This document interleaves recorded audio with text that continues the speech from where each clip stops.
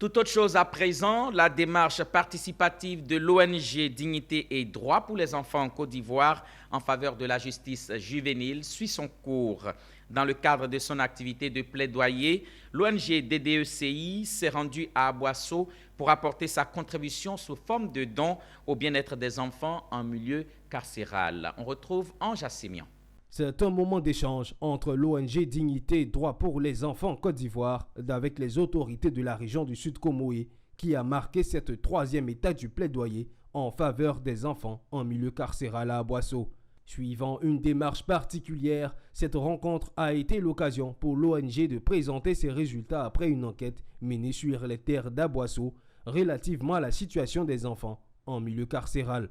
Un cadre adéquat pour emmener les autorités à se pencher sur la question de la justice juvénile en Côte d'Ivoire. Plusieurs actions posées par le gouvernement en faveur de la justice juvénile sont à saluer. Toutefois, des points doivent être comblés.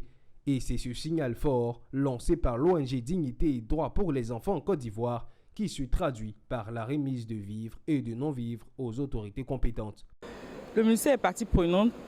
Quand on parle de protection, c'est bien elle qui est garante de tout ce qui est protection au niveau du Sud Comoé, tout ce qui est enfant en conflit avec la loi. Au nom de Madame le directeur de la protection judiciaire de l'enfance et de la jeunesse, Madame Goum, nous tenons vraiment à leur dire toutes nos reconnaissances. J'incite vraiment toutes les autres structures, toutes les autres ONG, vraiment de protection de l'enfance, peut-être à suivre, je vais dire, l'ONG DDCI.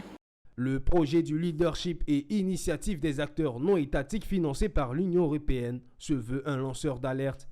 Initié depuis le 6 avril 2021, le projet pour l'amélioration et la mise en œuvre de la justice juvénile entend étendre ses actions sur toute l'étendue du territoire national.